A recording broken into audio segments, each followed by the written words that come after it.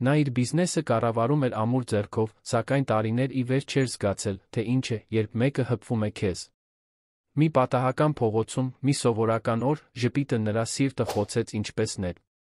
Նա արածաղիկներ էր կրում, կարծես գաղտնիքներ, առանց մի բառ ասելու, քանդեց նրա պատերը։ Այդ պահին ամեն այն, ինչին նա երդվել էր, երբեք թույլ չտալ, սկսեց կրկին կատարվել։ Հուսով ենք, որ ձեզ դուր կգա այս պատմության հուզիչ շրջադարձը, սերը ցույց կտա կյանքի գեղեցկությունը։ Եթե հավանեք, բաժանորդագրվեք մեր ալիքին։ Մի մոռացեք մեզ ասել, թե որտեղից եք դիտում։ Լոն Ալաջանյանը ուներ այն ամենը, ինչ կարելի էր գնել փողով, բայց ոչինչ, ինչ կարող էր ցանկանալ սիրտը։ 32 տարեկանում նա Երանի ամենացանկալի տղամարդն էր։ Լինելով բիզնես կայսրության ժառանգորդ, որը սկսվել էր իր պապից ամրապնդվել իր հոր կողմից, Լոնը ղեկավարում էր Ալաջանյան Հոլդինգսը, երկաթե ձեռքով ռազմավարական տեսլականով, որը տպավորում էր նույնիսկ ֆինանսական շուկայի վետերաններին։ Բիզնես ամսագրերը նրան տեղադրում էին շապիկներին, բիզնեսի արքայազնը կամ մագնատը, որը երբեք չի ձախողվում վերնագրերով։ Նրա լուսանկարը հայտնվում էր հասարակական սյունակներում, բարեգործական ընթրիքներում, արտային շենքերի բացումներին, որոնք կրում էին նրա ճարտարապետական ստորագրությունը։ Բայց կար մի բան, որ ոչ ոք չգիտեր։ Մի բան, որը աշխարհի ոչ մի փող չէր կարող լուծել։ Լոն Ալաջանյանը ոչ ոքի չէր դիպչում։ Թույլ չէր տալիս, որ իրեն դիպչեն։ Տարիներ էր, ինչ նա չէր զգացել իսկական գրկախառնության ջերմությունը, միահյուսված ձեռքի հարմարավետությունը, գրքոտ համբույրի մտերմությունը։ Նրա կյանքը պաշտոնական ձեռքսեղմումների, կորպորատիվ միջոցառումների ժամանակ մեջքին քաղաքավարի թեթ հարվածների հաջորդականություն էր, ոչ ավելին։ Բացարձակապես ոչինչ դրանից բացի։ Տրավման առաջացել էր տարիներ առաջ, երբ նա դեռ հավատում էր, որ սերը հնարավոր է։ Կարինե։ Միայն անունը մտածելիս նա զգում էր, թե ինչպես է ստամոքսը շրջվում։ Նա չափազանց կատարյալ էր եղել, կամ գոնե այդպես էր թվում։ Գեղեցիկ, խելացի, նույն սոցիալական դասից, բոլոր այն հավատարմագրերով, որոնք պահանջում էր հասարակությունը։ Նա սիրահարվել էր պատանու պես, թե արդեն հասուն տղամարդ էր։ Նա պլանավորել էր ապագան, գնել էր մատանին, փորձել էր բառերը։ Եվ ապա բացահայտել էր ճշմարտությունը հունիսյան ցուրտ գիշեր, երբ վերադարձել էր գործուղումից ավելի շուտ։ Նա Կարինեին գտել էր այն մահճակալում, որը պետք է լիներ իրենցը, այն սավաններում, որոնք նա գնել էր, ընտանիք կառուցելու մտքով, մեկ այլ տղամարդու գրկում։ Ավելի վատ, հետագայում նա պարզել էր, որ Կարինեն երբեք չէր սիրել իրեն։ Նա պարզապես հետաքրքրված էր կարողությամբ, սոցիալական դիրքով, Ալաջանյան ազգանվամբ։ Նա ամիսներ շարունակ սիրեկան ուներ, պլանավորում էր շարունակել նրա հետ նույնիսկ ամուսնությունից հետո։ Լոնը պարզապես հիմարն էր, որը պետք է վճարեր նրա կյանքի ոճի համար։ Այդ ժամանակից ի վեր նրա ներսում ինչ-որ բան փակվեց։ Սառեց։ Նա այնքան բարձր պատեր կառուցեց, որ նույնիսկ ինքը չէր կարողանում տեսնել, թե ինչ կար մյուս կողմում։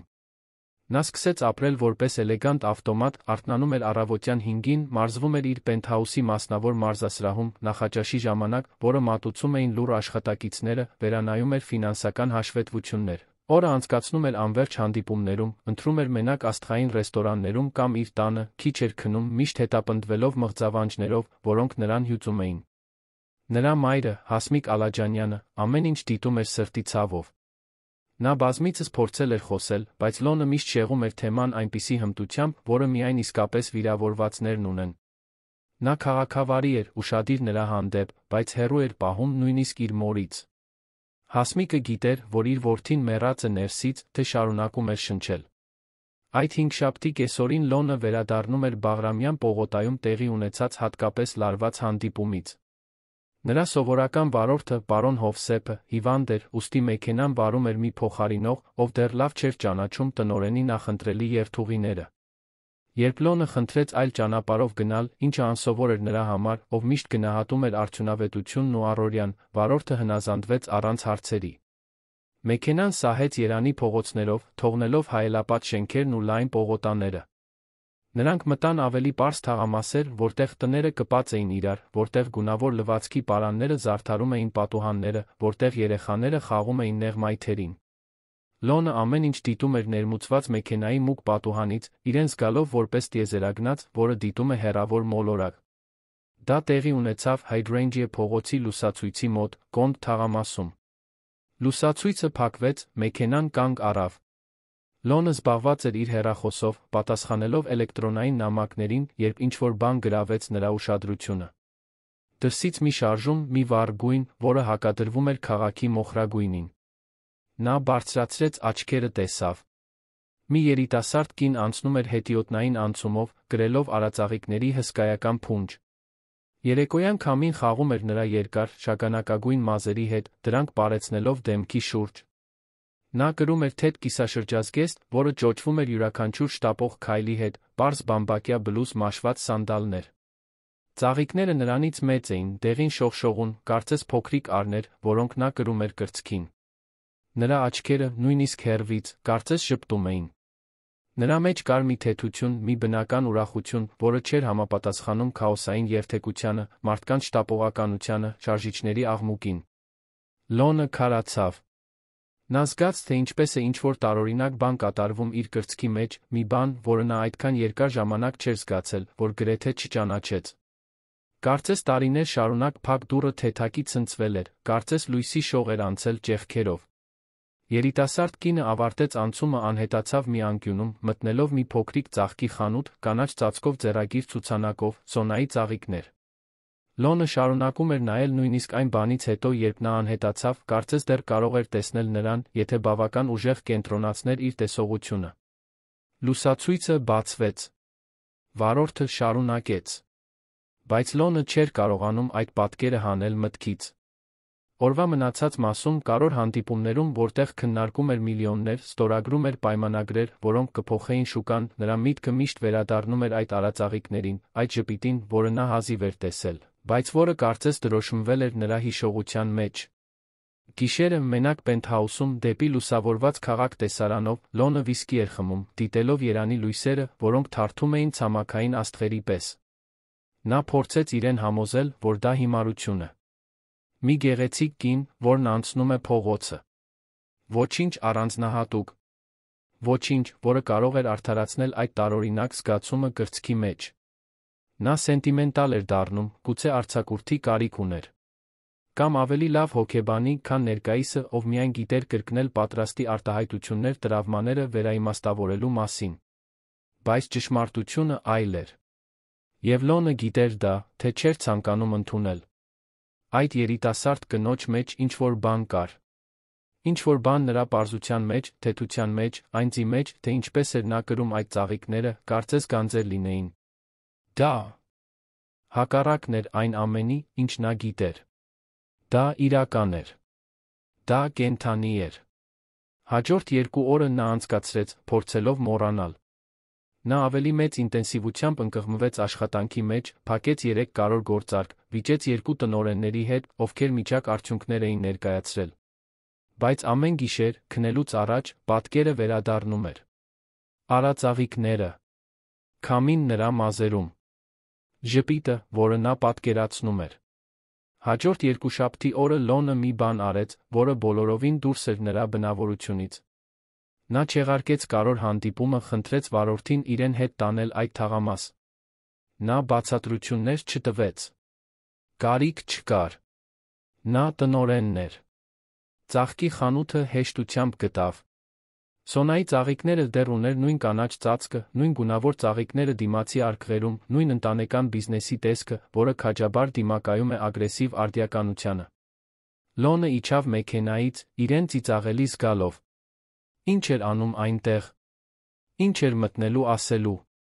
Բար, անցյալ շաբաթ տեսա ձեզ փողոցն անցնելիս չեմ կարող դադարել մտածել ձեր մասին։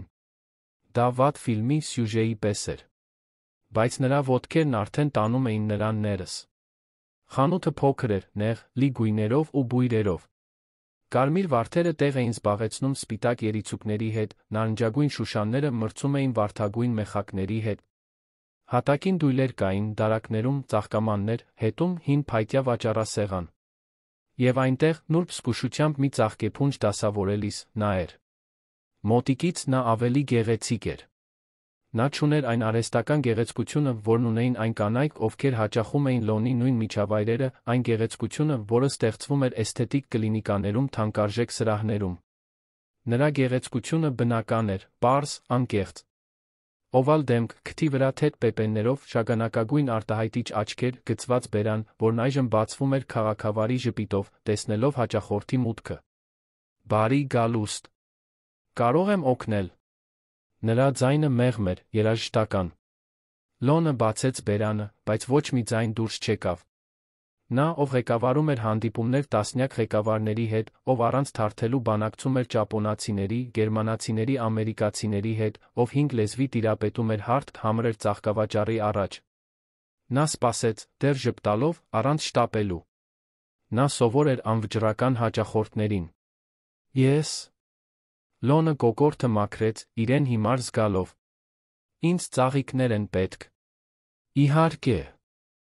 Ինչ-որ հատուկ առիթի համար։ Ոչ։ Այսինքն, այո։ Տան համար։ Հասկանում եմ։ Ինչ տեսակի ծաղիկներ եք նախընտրում, պարոն։ Պարոն։ Բառը տարօրինակ հնչեց։ Նա 32 տարեկան էր, պարոն չէր։ Բայց նրա հարգալից պաշտոնականության մեջ ինչ-որ բան կար, որն ավելի շատ շփոթեցրեց նրան։ Արածաղիկներ։ Բառը դուրս եկավ, մինչ նա կմտածեր։ Նրա դեմքը լուսավորվեց։ Ահ, արածաղիկները գեղեցիկ են։ Մենք ունենք մի քանիսը, որոնք այսօր առավոտյան նոր են եկել։ Անձամբ եմ բերել շուկայից։ Դուք եք բերել։ Միշտ ես եմ բերում։ Շուտ եմ արթնանում, գնում եմ ծաղկի շուկա, ընտրում եմ լավագույնները, բերում եմ այստեղ։ Իմ տատիկն էր դա անում, հիմա ես եմ անում։ Ձեր տատիկը։ Ծաղկի խանութը նրանն է։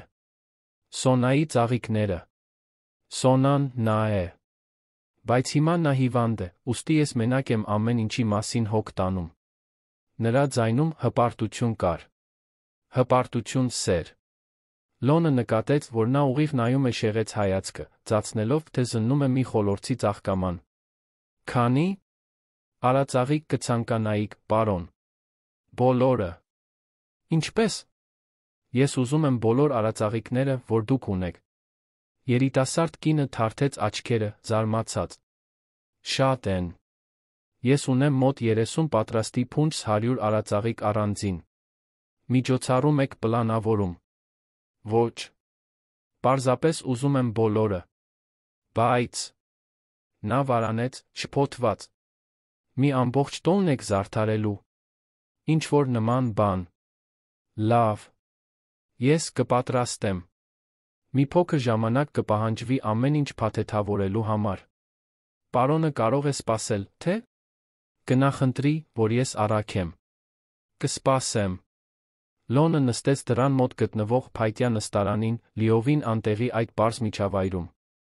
Նա 5000 դրամանոց իտալական կոստյում էր կրում, անգլիական պատվերով կոշիկներ, շվեյցարական ժամացույց, որն ավելի թանկ էր, քան հանրահայտ մեքենան։ Եվ նա նստած էր թաղային ծաղկի խանութում, դիտելով, թե ինչպես է երիտասարդ կինը արածաղիկները փաթեթավորում շագանակագույն թղթով ջուտե ժապավենով։ Մինչ նա աշխատում էր, Լոնը դիտում էր։ Նրա շարժումները արդյունավետ էին, բայց նուրբ, կարծես նա դա արել էր վաղուց սիրում էր իր աշխատանքը։ Նա մեղմորեն երգում էր մի երգ, որը Լոնը չէր ճանաչում։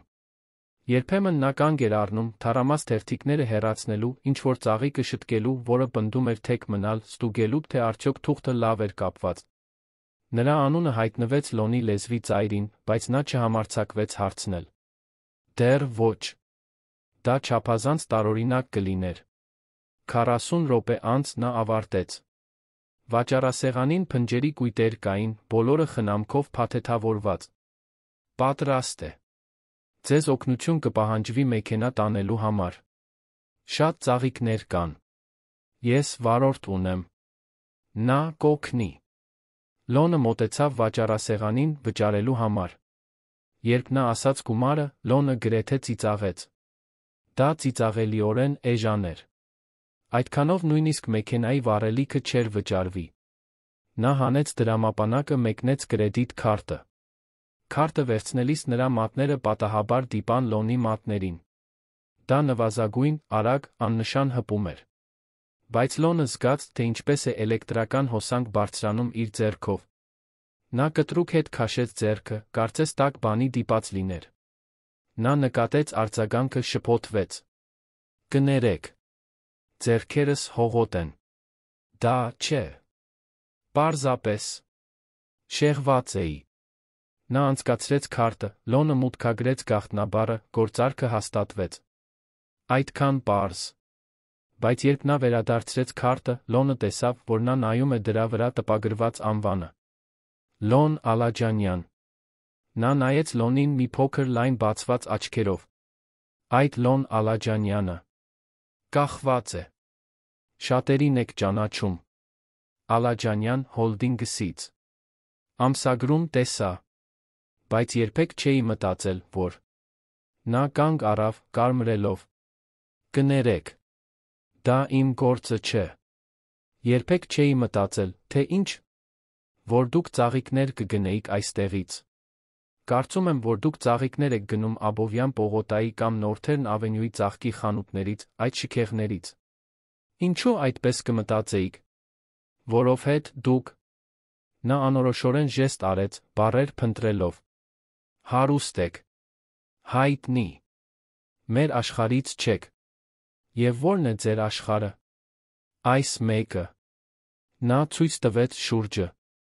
Ծաղիկներ, պարզություն, ազնիվ աշխատանք։ Ոչ մի շքեղություն, ոչ մի համբավ։ Լոնը նայեց նրան։ Եվ դուք կարծում եք, որ դա ավելի քիչ կարևոր է։ Ես դա չասացի։ Ես պարզապես ասացի, որ դա տարբեր է։ Տարբեր նշանակում է ոչ թե ցածր։ Ես գիտեմ։ Նա ժպտաց, դա անկեղծ ժպիտ էր, առանց շողոքորթության կամ շահի հետքի։ Կներեք, եթե վիրավորեցի։ Պարզապես զարմացած էի։ Ինչպես եք կոչվում։ Մարիամ։ Մարիամ Գորգյան։ Մարիամ։ Անունը կատարյալ հնչեց։ Լոնը չգիտեր, հավատում է բախտին, բայց այդ պահին գրեթե հավատաց։ Հաճելի է ծանոթանալ, Մարիամ։ Եվ կարող եք ինձ Լոն կոչել։ Պարոն բառը ինձ ձեր է զգացնել տալիս։ Լավ։ Լոն։ Անունը նրա բերանում ավելի լավ հնչեց։ Լոնը դուրս եկավ ծաղկի խանութից, արածաղիկներով բեռնված, վարորդի կողմից, ով տնօրենին նայում էր, կարծես նա խելագարվել էր։ Նա բացատրություններ չտվեց։ Պարզապես հրամայեց ամեն ինչ տանել պենթհաուս։ Երբ տուն հասավ, արածաղիկները բաժանեց բոլոր սենյակներում։ Հյուրասենյակը դեղնեց ծաղիկներից։ Աշխատասենյակը ստացավ իմպրովիզացված ծաղկամաններ։ Նույնիսկ ննջասենյակը, ուր իրենից բացի ոչ ոք չէր մտնում, ստացավ արածաղիկներ մահճակալի կողքի սեղաններին։ Հասմիկը հաջորդ օրը այցելեց գրեթե ուշաթափվեց, տեսնելով այգու վերածված տունը։ Լոն, ինչ է տեղի ունեցել այստեղ։ Ամեն ինչ գեղեցիկ է, բայց… Ինչո՞վ։ Ինձ դուր եկան արածաղիկները։ Խնդիր կա։ Ոչ մի։ Նա նոր ուշադրությամբ նայեց որդուն։ Պարզապես դուք նախկինում երբեք չէիք հետաքրքրվել ծաղիկներով։ Կամ դեկորացիայով։ Կամ որևէ բանով, բացի թվերից բիզնեսից։ Գուցե փոխվում եմ։ Փոխվում եք։ Հասմիկը նստեց բազմոցին, հետաքրքրված։ Ինչ-որ բան պատահել է։ Լոնը վարանեց։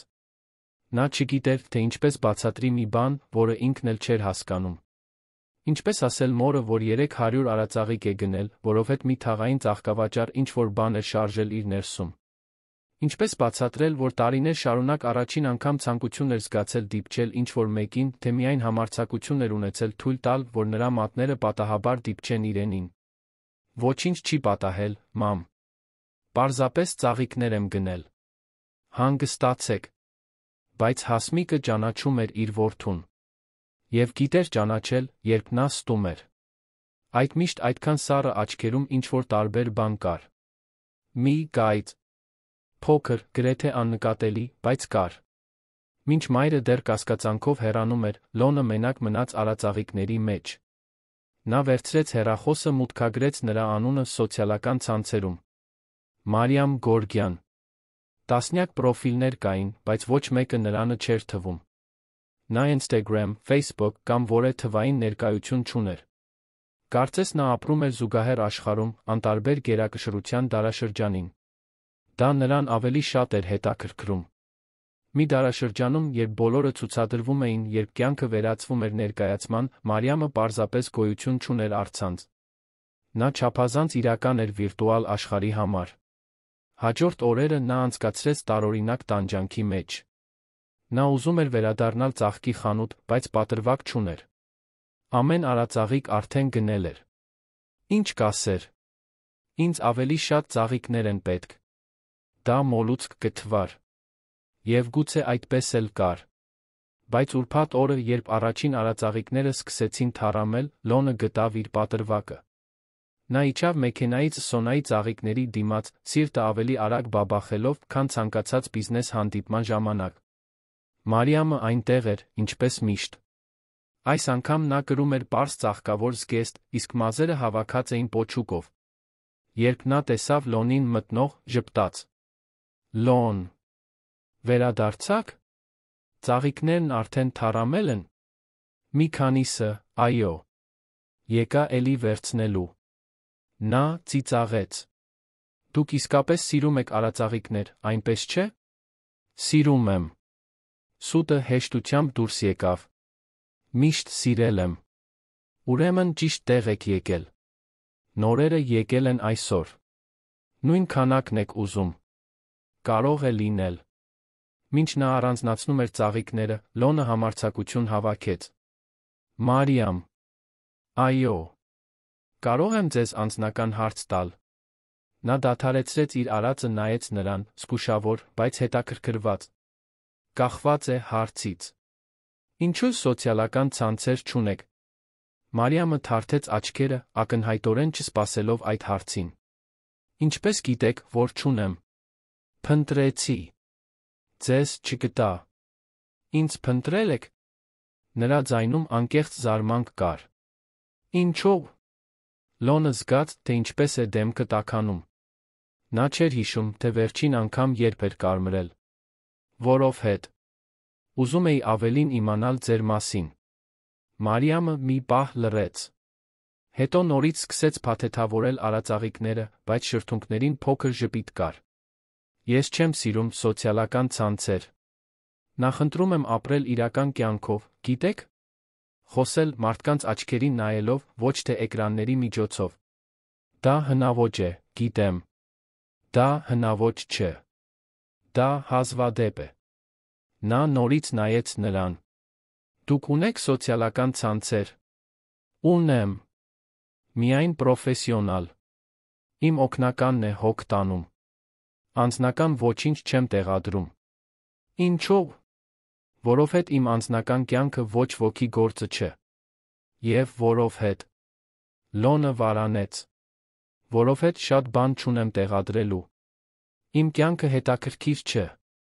Դուք Երանի ամենահարուստ մարդկանցից մեկն եք։ Դա հետաքրքիր չէ։ Փողը հետաքրքիր չէ։ Դա պարզապես փող է։ Մարիամը ավարտեց ծաղիկների փաթեթավորումը, դրեց վաճառասեղանին։ Նա նայում էր Լոնին մի արտահայտությամբ, որը Լոնը չէր կարողանում վերծանել։ Դուք տարօրինակ եք, գիտեք։ Տարօրինակ ինչպես։ Չգիտեմ։ Տարբեր այն բանից, ինչ սպասում էի։ Ամսագրում ավելի սառը էիք թվում։ Հերու։ Գուցե ամբարտավան։ Եվ անձամբ ինչպես եմ թվում։ Թվում եք մեկը, ով փորձում է իրեն գտնել։ Բառերը հարվածեցին Լոնին ուղիղ սրտին։ Հենց դա էր։ Նա փորձում էր իրեն գտնել։ Կամ ավելի ճիշտ, փորձում էր գտնել այն, ինչ այդքան երկար ժամանակ կորցրել էր։ Զգալու ունակությունը։ Միանալու։ Ապրելու։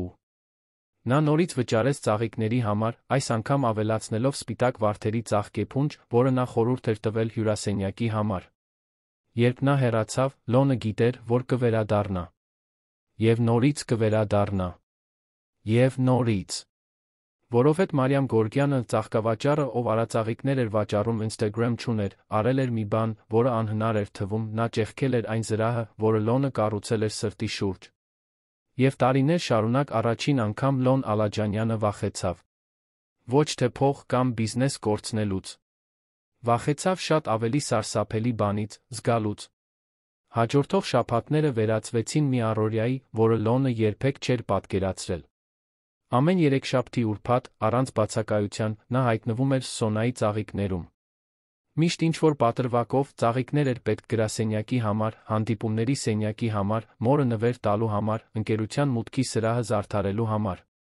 Մարիամը երբեք հարցեր չէր տալիս, պարզապես ժպտում էր նույն սիրով պատրաստում ծաղկեփնջերը։ Նրանց միջ խոսակցություններն ավելի երկար էին դառնում։ Սկզբում դրանք պարզապես քաղաքավարի փոխանակումներ էին ծաղիկների տեսակների, բույսերի խնամքի, պահպանման խորհուրդների մասին։ Բայց աստիճանաբար Լոնը սկսեց ավելի անձնական հարցեր տալ։ Ինչպես էր մենակ հոգ տանում ծաղկի խանութի մասին։ Ինչպես էր տատիկը։ Ինչպես էր մեծացել այդ թաղամասում։ Մարիամը պատասխանում էր զինաթափող անկեղծությամբ։ Նա պատմեց, որ տատիկը, տիկին Սոնան, 82 տարեկան էր, թույլ սիրտ ուներ։ Որ բժիշկներն ասում էին, որ նա չպետք է հոգնի, բայց ծեր կինը համառ էր, դեռ պնդում էր խորհուրդներ տալ ծաղկեփնջերի մասին։ Նա պատմեց, որ մեծացել է հենց այնտեղ, ծաղկի խանութի հետի տանը, որ երբեք չի ցանկացել հեռանալ։ Որ սիրում էր այդ փողոցները, այդ հարաններին, այդ պարզ կյանքը։ Իսկ դուք… Մարիամը մի կեսօր հարցրեց, վարդերի ցողունները կտրելիս։ Երբեք ինձ ոչինչ չեք պատմում ձեր մասին։ Ինչ եք ուզում իմանալ։ Ամեն ինչ։ Ձեր մանկությունը։ Ձեր ընտանիքը։ Ինչու որոշեցիք բիզնեսով զբաղվել։ Լոնը հենվեց վաճառասեղանին, մտածկոտ։ Իմ մանկությունը միայնակ էր։ Ես ունեի այն ամենը, ինչ կարելի էր գնել փողով, բայց ծնողներս միշտ զբաղված էին։ Հայրս կայսրություն էր կառուցում, մայրս՝ տունը սոցիալական կյանքը։ Ես շուտ սովորեցի, որ ունեմ դեր կատարելու, լինել կատարյալ ժառանգորդ։ Տխուր է թվում։ Այո։ Բայց այդ ժամանակ չգիտեի, որ տխուր է։ Կարծում էի, որ նորմալ է։ Իսկ ձեր ընկերները։ Լոնը առանց հումորի ծիծաղեց։ Շատերին չունեի։ Մարդիկ մոտենում էին ազգանվան, փողի համար։ Ես սովորեցի կասկածել բոլորին։ Մարիամը դադարեցրեց ծաղիկները կտրելը, նայեց նրան։ Հոգնեցուցիչ պետք է լինի այդպես ապրելը։ Հյու ծող է։ Նա ոչինչ չասաց, պարզապես վերադարձավ աշխատանքի։ Բայց Լոնը զգաց, որ նա հասկանում է։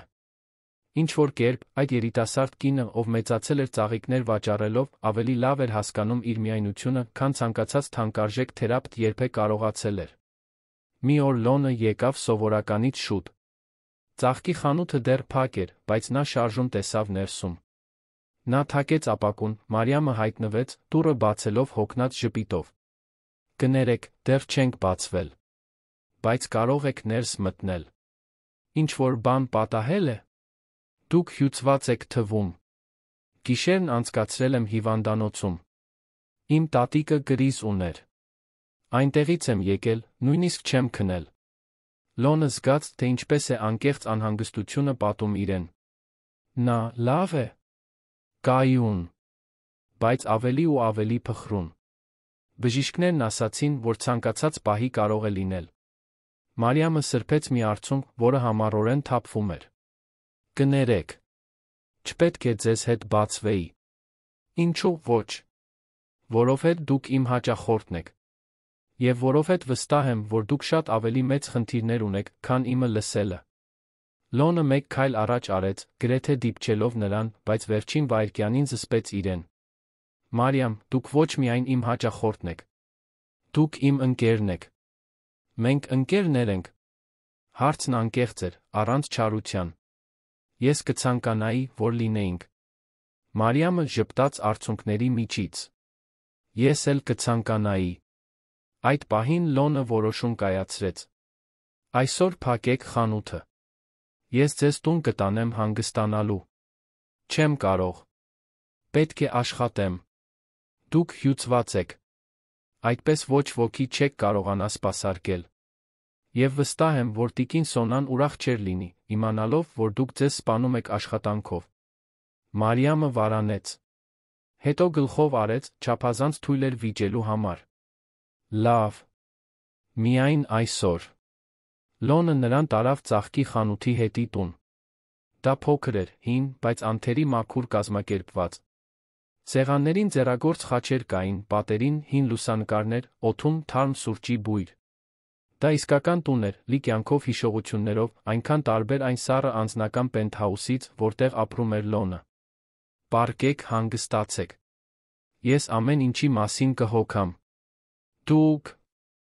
Մարիամը գրեթե ծիծաղեց։ Ինչի մասին եք հոգ տանելու։ Ծաղկի խանութի։ Ես կբացեմ, կսպասարկեմ հաճախորդներին։ Դուք ոչինչ չգիտեք ծաղիկների մասին։ Ավելին գիտեմ, քան պատկերացնում եք։ Ես շաբաթներ շարունակ այստեղ եմ։ Սովորել եմ, ձեզ դիտելով։ Եվ այսպես, այդ անսովոր օրը Լոն Ալաջանյանը, միլիարդատերը, ով սովոր էր կայսրություններ ղեկավարել, կեսօրն անցկացրեց ծաղիկներ վաճառելով Երանի հայտնի թաղամասերից մեկում։ Սկզբում նա անփույթ էր, ծաղկեպնջեր էր փաթեթավորում թեք, սխալ գներ էր գանձում, գրեթե չափից շատ էր ջրում շուշանները։ Բայց հաճախորդները, հիմնականում թաղամասի տիկինները, ովքեր Մարիամին ճանաչում էին մանկուց, ծիծաղում էին մայրական համբերությամբ օգնում նրան։ Երբ Մարիամը արթնացավ, արդեն երեկո էր։ Նա իջավ գտավ Լոնին, ով փակում էր դրամարկղը նույն լրջությամբ, որով փակում էր ֆինանսական հաշվետվությունները։ Դուք ամբողջ օրը մնացել եք։ Մնացել եմ։ Եվ շատ եմ վաճառել, տեսաք։ Թաղամասի տիկինները սիրում են ծաղիկներ գնել։ Մարիամը շուրջը նայեց։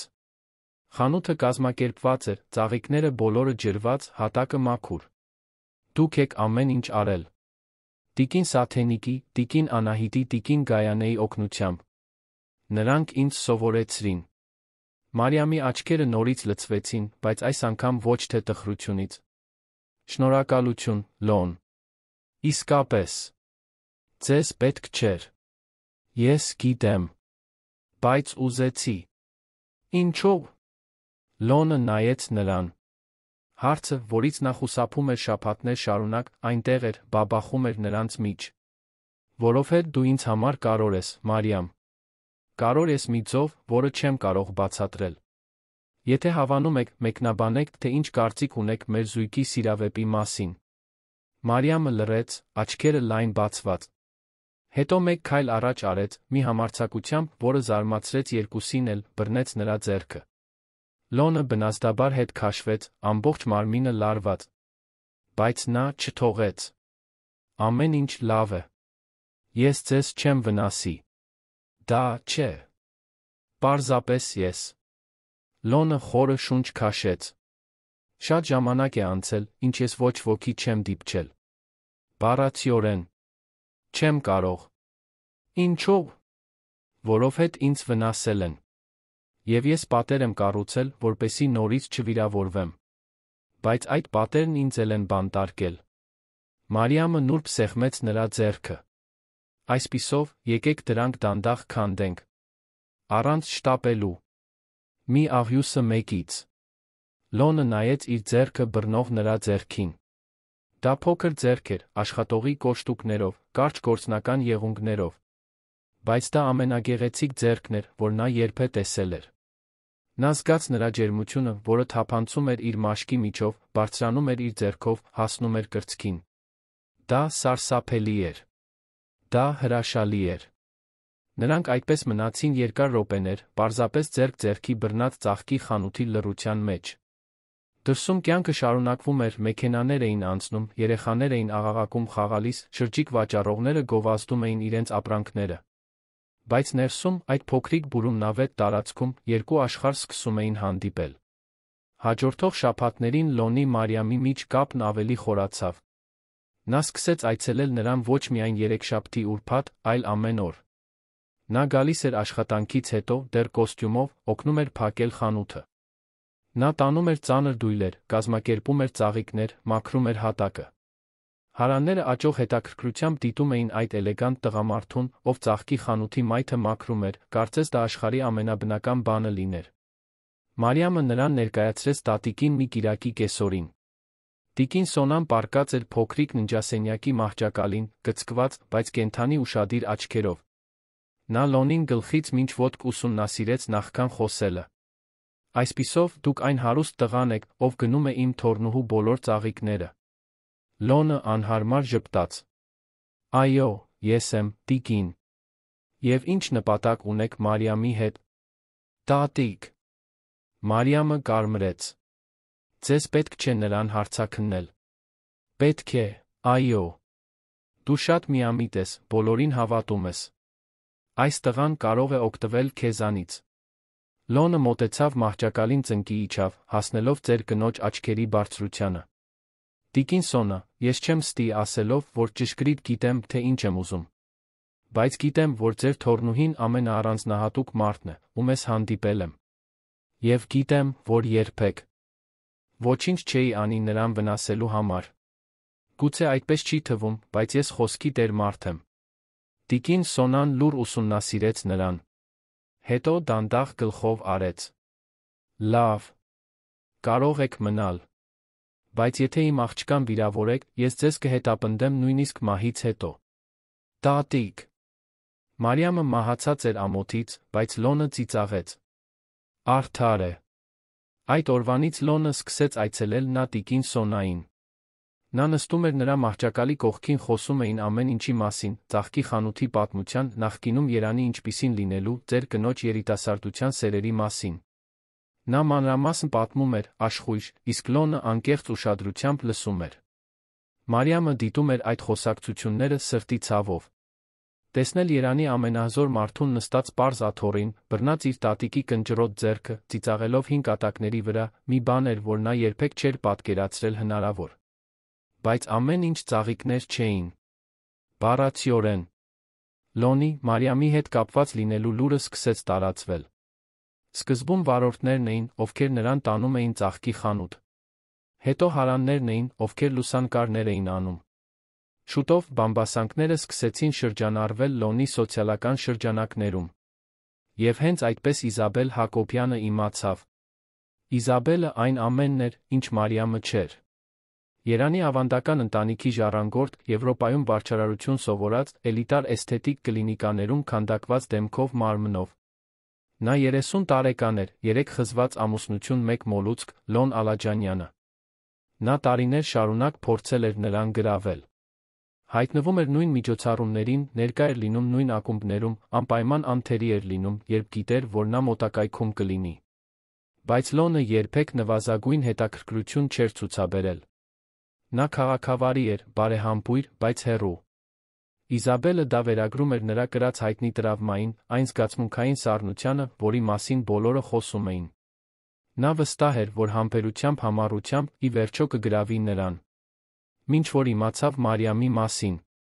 Տեղեկությունը եկավ մի ընդհանուր ընկերուհուց, ով լսել էր մեկ այլ ընկերուհուց, ով տեսել էր Լոնին մտնող հայտնի թաղամասի ծաղկի խանութ։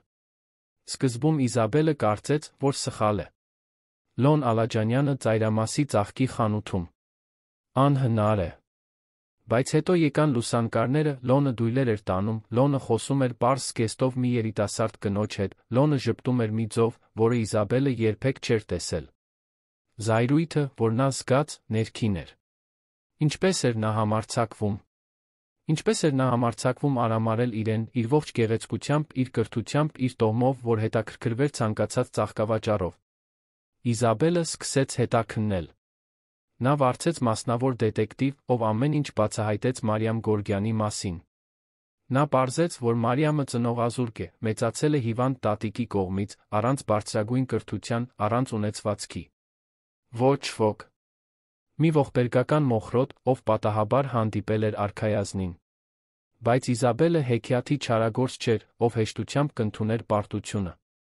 Նա հզոր մարդկանց էր ճանաչում, կապեր ուներ բոլոր ճիշտ տեղերում։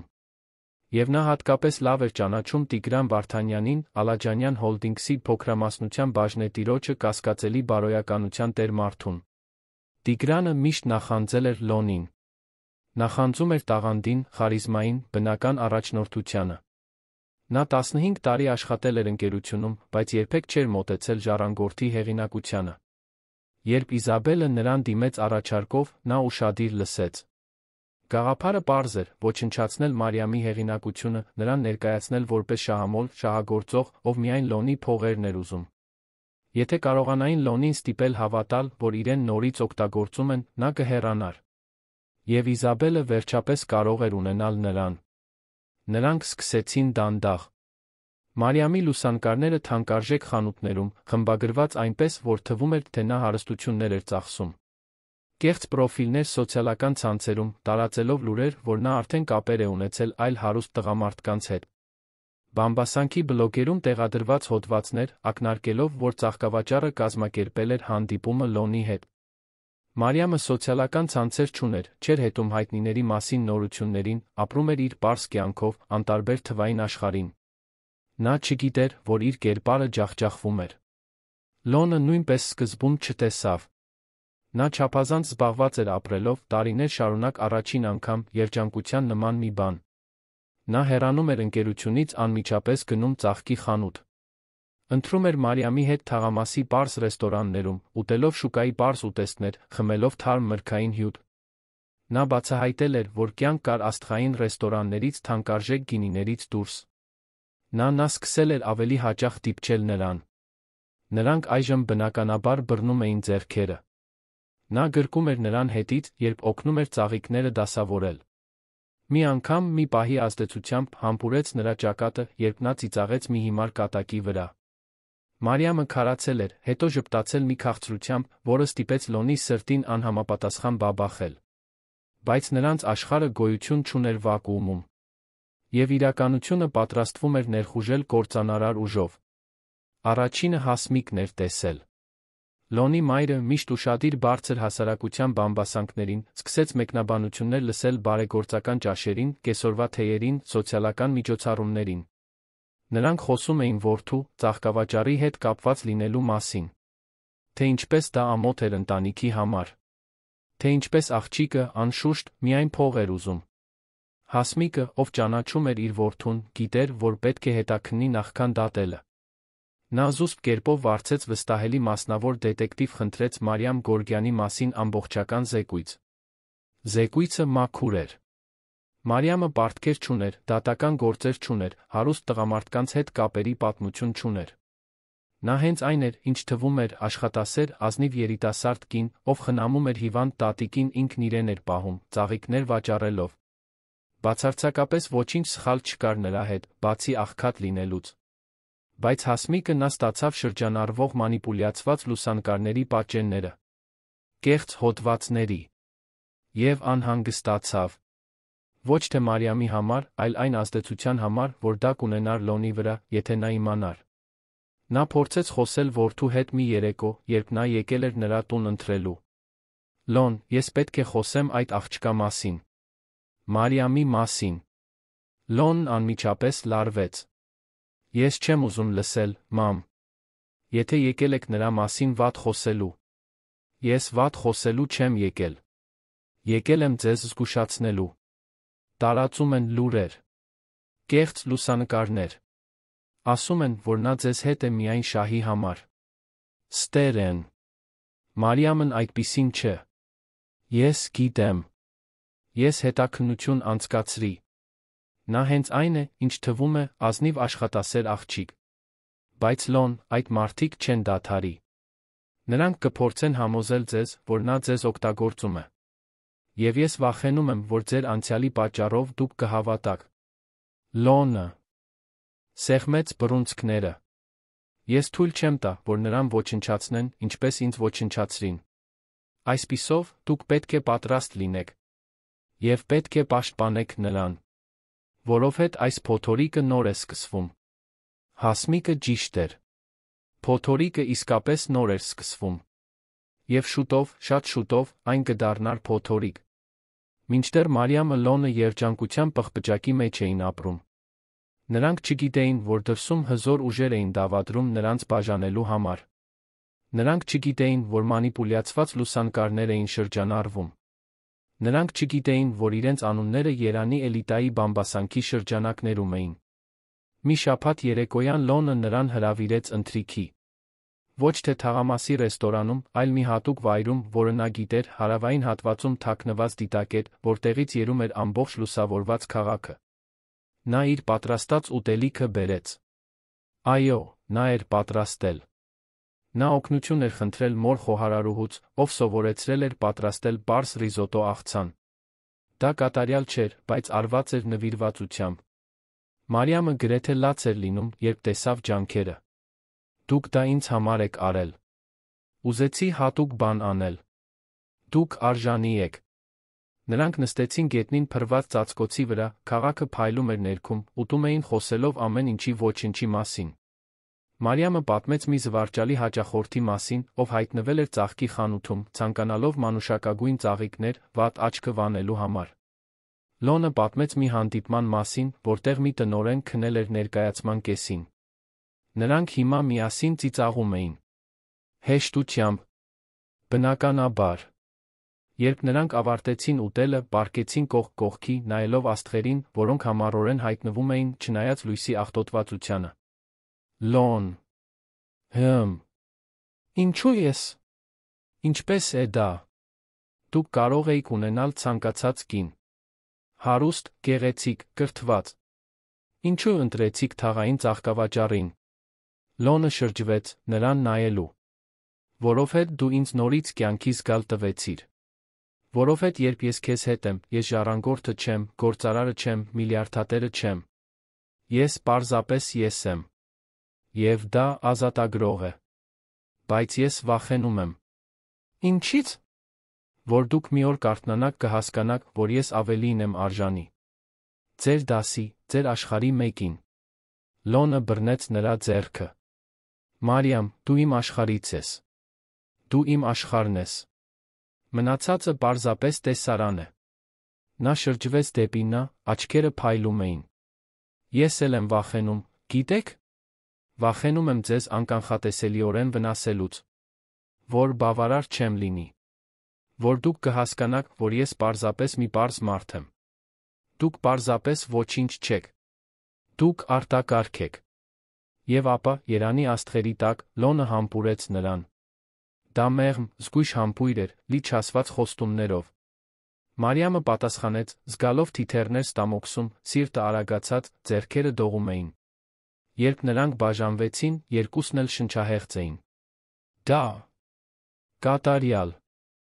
Լոնը լրացրեց։ Նրանք գրկախառնված մնացին ամբողջ գիշեր, երկու աշխարհ վերջապես միացած, չիմանալով, որ հզոր ուժեր արդեն դավադրում էին նրանց բաժանելու համար։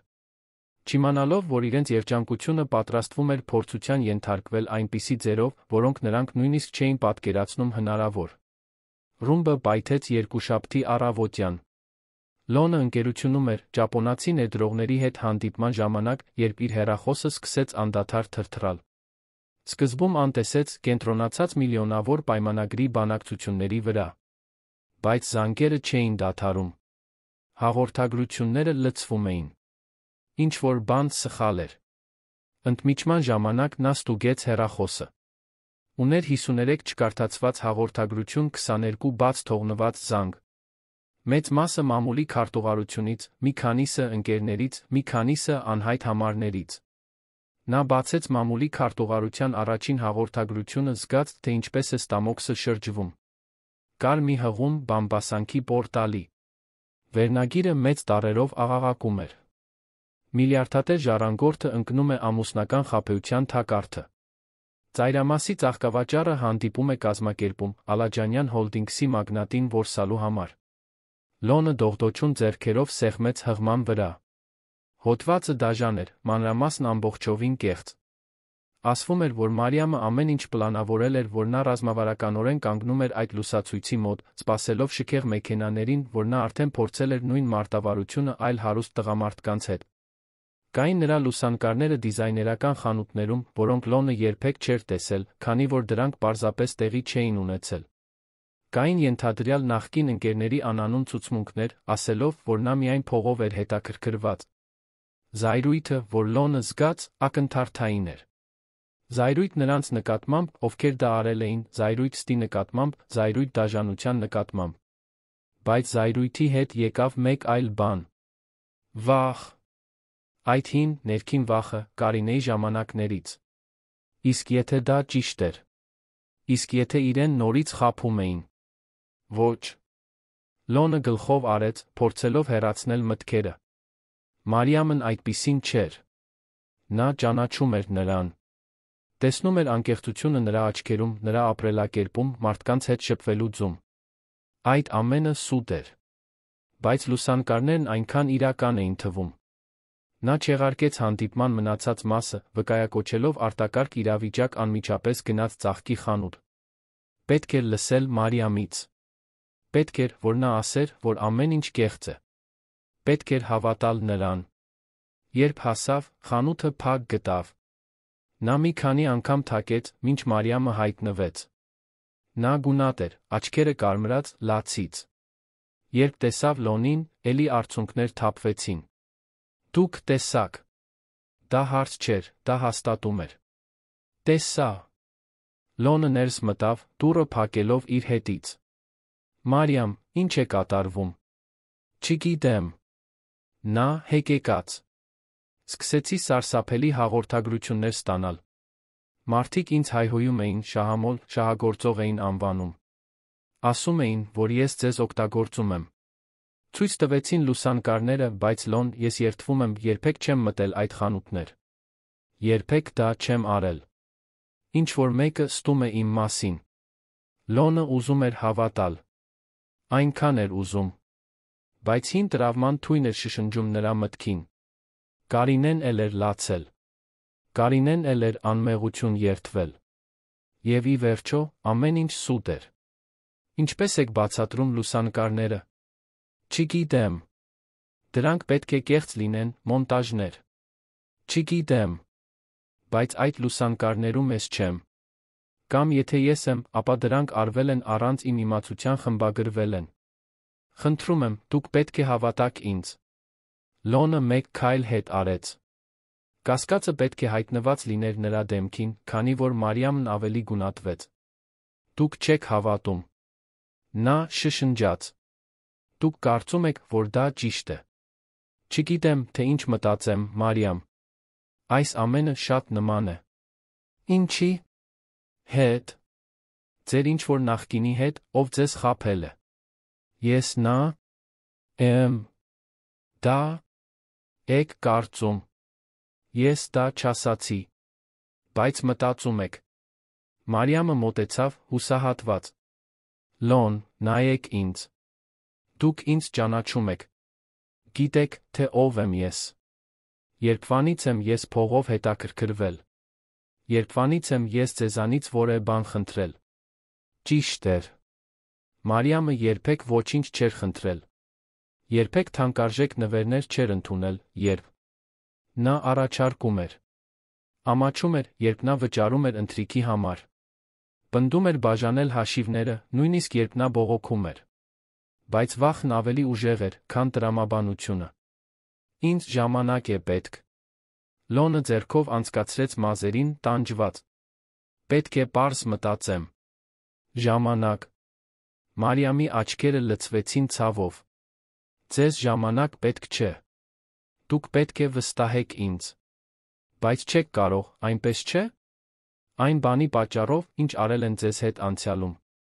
Ես վճարում եմ նրա սխալների համար։ Արդար չէ այդպես դնել։ Այն, ինչ արդար չէ, այն է, որ դուք ինձ նայում եք, կարծես ես հանցագործ լինեմ։ Ես սիրում եմ ձեզ, Լոն։ Իսկապես սիրում եմ ձեզ։ Բայց եթե դուք չեք կարողանում դա տեսնել, եթե չեք կարողանում հավատալ ինձ, ապա մենք ոչինչ չունենք։ Հետաց լռությունը խլացուցիչ էր։ Լոնը բացեց բերանը ինչ-որ բան ասելու համար, բայց ձայն դուրս չեկավ։ Մարիամը սպասեց։ Եվ երբ տեսավ, որ նա ոչինչ չի ասի, դանդաղ գլխով արեց։ Հասկանում եմ։ Ավելի լավ է գնաք։ Մարիամ։ Գնացեք։ Խնդրում եմ։ Ես չափազանց հոգնած եմ մենակ պայքարելու համար։ Լոնը դուրս եկավ ծաղկի խանութից կոտրված սրտով։ Նա նստեց մեքենան հրամայեց վարորդին առանց նշանակետի գնալ։ Նա նայում էր քաղաքին, որն անցնում էր պատուհանից, իրեն զգալով աշխարհի ամենամեծ վախկոտը։ Հաջորդ օրերին սկանդալը միայն աճեց։ Ավելի շատ հոդվածներ հրապարակվեցին։ Ավելի շատ լուսանկարներ հայտնվեցին։ Մամուլը ճամբարեց ծաղկի խանութի դռան մոտ, շփոթեցնելով Մարիամին, վախեցնելով հաճախորդներին։ Նա ստիպված էր փակել խանութը անվտանգության համար։ Լոնը փակվեց աշխատանքի մեջ, փորձելով շեղվել բիզնեսով։ Բայց չէր կարողանում կենտրոնանալ։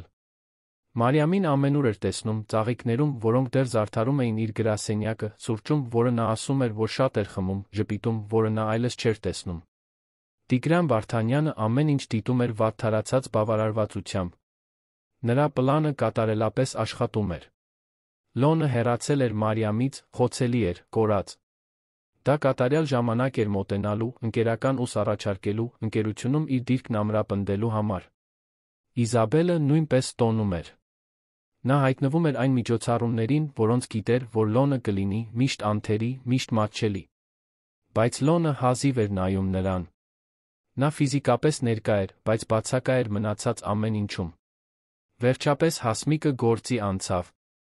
Լոնի մայրը այն կինը չէր, ով կկանգներ անարդարությունների ժամանակ։ Նա չափազանց լավ էր ճանաչում որդուն, չնկատելու համար, որ նա տառապում է։ Եվ նա բավականաչափ լավ էր ճանաչում Մարիամին, իմանալու համար, որ նա խաբեբա չէ։ Նա գաղտնի հանդիպում կազմակերպեց այն դետեկտիվի հետ, ում նախկինում վարձել էր։ Ինձ պետք է, որ դուք հետաքննեք այդ լուսանկարները։ Ես ուզում եմ իմանալ, թե որտեղից են դրանք եկել, ով է դրանք պատրաստել, ինչպես են հայտնվել բամբասանքի պորտալներում։ Եվ ես ապացույցներ եմ ուզում։ Դետեկտիվը, փորձառու մարդ, Գարեգին անունով, գլխով արեց։ Ես արդեն դրանով եմ զբաղված, տիկին Հասմիկ։ Եվ կարող եմ ասել, որ այդ պատկերների հետ ինչ-որ շատ սխալ բան կա։ Դրանք բարձրորակ թվային մոնտաժներ են թվում։ Որքան ժամանակ է պետք ապացուցելու համար։ 1 շաբաթ, առավելագույնը։ Մինչ դետեկտիվն աշխատում էր, Հասմիկը որոշեց անձամբ ծանոթանալ Մարիամի հետ։ Մի երեկո նա գնաց ծաղկի խանութի հետի տուն, մենակ, առանց վարորդի կամ պահակների։ Նա թակեց փայտյա պարզ դուռը, սպասեց։ Մարիամը պատասխանեց կասկածելի աչքերով։ Նա անմիջապես ճանաչեց Հասմիկին ամսագրերում տեսած լուսանկարներից։ Տիկին Հասմիկ։ Նրա ձայնը զգուշավոր էր։ Կարող եմ ներս մտնել։ Կցանկանայի խոսել։ Մարիամը վարանեց, բայց նրա դաստիարակությունն ավելի բարձր խոսեց։ Իհարկե։ Ներս մտեք։ Տունն ավելի պարզ էր, քան Հասմիկը պատկերացրել էր։ Բայց այն մաքուր էր, հարմարավետ, լի սիրով։ Կային Մարիամի մանկության լուսանկարներ տատիկի հետ, ծաղիկներ իմպրովիզացված ծաղկամաններում, հին, բայց լավ խնամված կահույք։ Տիկին Սոնան հյուրասենյակում էր, ճոճվող աթոռին, հյուսում էր։ Նա Հասմիկին նայեց սրատես աչքերով։ Այսպիսով, դուք այդ տղայի մայրն եք։ Ես եմ։ Եվ դուք պետք է լինեք տիկին Սոնան։ Շատ եմ լսել ձեր մասին։ Հուսով եմ, լավ բաներ։ Լավագույնները։ Հասմիկը նստեց անմիջապես անցավ գործին։ Ես այստեղ եմ եկել, որովհետև պետք է իմանամ ճշմարտությունը։ Այդ մեղադրանքները ձեր դեմ, Մարիամ, ճիշտ են։ Մարիամը նայեց նրան, առանց հայացքը շեղելու։ Ոչ։ Այդ հոդվածների յուրաքանչյուր բառ սուտ է։ Ես երբեք չեմ եղել այդ խանութներում, երբեք չեմ պլանավորել ճանաչել Լոնին, երբեք չեմ ուզել նրա փողերը։ Ես պարզապես նրան էի ուզում։ Ինչո՞վ։ Ինչու ներգրավվեցիք իմ որդու հետ։ Որովհետև նա բարի է։ Միայնակ է։ Վիրավորված է։ Եվ չնայած իր ողջ փողին իշխանությանը, նա ամենամարդկային մարդն է, ում ես երբեք ճանաչել եմ։ Մարիամը սրբեց մի արցունք։ Ես սիրում եմ նրան։ Իսկապես։ Ոչ թե շահամոլաբար, ինչպես ասում են։ Ես սիրում եմ նրան, որովհետև նա ինձ ստիպում է ցանկանալ ավելի լավը լինել։ Որովհետև նա ինձ մարդու պես է վերաբերվում, ոչ թե ապրանքի պես։ Որովհետև երբ նա ինձ հետ է, մոռանում է միլիարդատեր լինելը, թույլ է տալիս իրեն պարզապես Լոն լինել։ Հասմիկը լուռ ուսումնասիրեց երիտասարդ կնոջը։ Նա անկեղծություն էր տեսնում այնտեղ։ Տեսնում էր ցավ։ Տեսնում էր անկեղծ սեր։ Ես հավատում եմ ձեզ։ Մարիամը թարթեց աչքերը, զարմացած։ Հավատո՞ւմ եք։ Հավատում եմ։ Եվ ես կապացուցեմ ձեր անմեղությունը։ Բայց ինձ պետք է ձեր օգնությունը։ Դուք պետք է ինձ պատմեք այն ամենը, ինչ հիշում եք վերջին ամիսներից։ Ցանկացած տարօրինակ մանրամասնություն, ցանկացած կասկածելի թվացող մարդ, ցանկացած անսովոր բան։ Մարիամը ամեն ինչ պատմեց։ Նա խոսեց Լոնի այցելությունների մասին, թե ինչպես էր զարգացել հարաբերությունը, այն տարօրինակ հայացքների մասին, որոնք սկսել էր ստանալ որոշ էլեգանտ հաճախորդներից, ովքեր նախկինում երբեք չէին հայտնվել ծաղկի խանութում։ Նա խոսեց մի օրվա մասին, երբ մի լուսանկարիչ կանգնած էր փողոցի մյուս կողմում, լուսանկարներ անելով, բայց նա այդ ժամանակ դրան կարողություն չէր տվել։ Հասմիկը մտովի ամեն ինչ նշում էր։ Երբ Մարիամը ավարտեց, ծեր կինը բռնեց նրա ձեռքը։ Ես դա կշտկեմ։ Խոստանում եմ։ Իմ որդին սարսափելի սխալ է գործել, կասկածելով ձեզ։ Բայց նա վիրավորված է, վախեցած։ Դա արդարացում չէ, բայց բացատրություն է։ Ես հասկանում եմ։ Մարիամը հոգոց հանեց։ Ես էլ եմ վախենում։ Վախենում եմ, որ բավարար չեմ լինի, որ նրա աշխարհն ինձ կկլանի։ Բայց պատրաստ էի փորձել։ Պատրաստ էի պայքարել։ Պարզապես պետք էր, որ նա ինձ հետ պայքարեր։ Եվ նա գանի։ Ես դա կապահովեմ։ Հասմիկը այնտեղից հեռացավ վճռական։ Նա զանգահարեց դետեկտիվին, պահանջելով ավելի արագ արդյունքներ։ Գարեգինն աշխատեց օր ու գիշեր, հետելով լուսանկարներին, հետաքննելով այն կայքերը, որոնք հրապարակել էին հոդվածները, հետելով փողի հետքին։ Եվ ամեն ինչ պարզեց։ Լուսանկարները թվային մոնտաժներ էին, արված Իզաբել Հակոբյանի կողմից վարձված մասնագետի կողմից։ Անանուն ցուցմունքները վճարովի դերասանների էին։ Հոդվածները տեղադրվել էին Բամբասանքի բլոգերում, առատաձեռն վճարով։ Եվ ամբողջ գործողության հետում ոչ միայն Իզաբելն էր, այլ Տիգրան Վարդանյանը, ով ֆինանսավորել էր սխեմայի մի մասը, խոստումների դիմաց, որ ընկերությունում ավելի շատ իշխանություն կունենա, երբ Լոնը զգացմունքորեն կործանվի։ Գարեգինը հավաքեց բոլոր ապացույցները, բանկային փոխանցումներ, Իզաբելի բլոգի խմբագրի մեջ փոխանակված էլեկտրոնային նամակներ, դերասանների հետ պայմանագրեր, նույնիսկ լուսանկարների օրիգինալ ֆայլը, մինչ թվային խմբագրումը։ Նա ամեն ինչ Հասմիկին տարավ մի հաստ թղթապանակով, լցված անհերքելի ապացույցներով։ Հասմիկը ամեն ինչ կարդաց աճող զայրույթով։ Ինչպես էին համարձակվում։ Ինչպես էին համարձակվում մանիպուլյացիայի ենթարկել իր որդուն, ոչնչացնել անմեղ երիտասարդ կնոջ հեղինակությունը, ամեն ինչ ագահության նախանձի համար։ Նա շտապ հանդիպում կազմակերպեց։ Նա կանչեց Լոնին, Տիգրանին, Ալաջանյան Հոլդինգսի գլխավոր տնօրեններին։ Նա խնդրեց, որ Իզաբելը նույնպես ներկա լինի, ներդրում քննարկելու պատրվակով։ Լոնը եկավ, չհասկանալով։ Նա մոր հետ չէր խոսել Մարիամի մասին վեճից ի վեր։ Նա սառը էր, հեռու, պարզապես կատարում էր արձանագրությունը։ Երբ բոլորը հավաքվեցին կոնֆերանս դահլիճում, Հասմիկը փակեց դուռը, թղթապանակը դրեց սեղանին։ Ես բոլորիդ այստեղ եմ բերել, որովհետև լուրջ բան եմ բացահայտել։ Դավադրություն իմ ընտանիքի դեմ։ Իմ որդու դեմ։ Եվ անմեղ երիտասարդ կնոջ դեմ։ Իզաբելը գունատվեց։ Տիգրանը սկսեց քրտնել։ Լոնը հոնքերը կնճռեց։ Ինչի՞ մասին եք խոսում, մամ։ Ես խոսում եմ կեղծարարության, զրպարտության, սաբոտաժի մասին։ Հասմիկը բացեց թղթապանակը, սկսեց ապացույցները սեղանին տարածել։ Սրանք ապացույցներն են, որ Մարիամ Գորգյանի դեմ մեղադրանքները կեղծվել են։ Լուսանկարները թվային մոնտաժներ են։ Ցուցմունքները դերասանների են։ Ամեն ինչ կազմակերպվել է այս սենյակում գտնվող երկու մարդու կողմից։ Բոլորը շուրջը նայեցին։ Լոնը վերցրեց խմբագրված լուսանկարներից մեկը, համեմատեց օրիգինալի հետ։ Դրանք ակնհայտորեն տարբեր էին։ Նա զգաց, թե ինչպես է արյունը սառչում։ Օ՜։ Նրա ձայնը խռպոտ դուրս եկավ։ Հասմիկը մատնանշեց։ Իզաբել Հակոբյանը, Տիգրան Վարդանյանը։ Նրանք ամեն ինչ պլանավորել էին, ոչնչացնելու ձեր հարաբերությունները Մարիամի հետ։ Իզաբելը հիվանդագին նախանձից։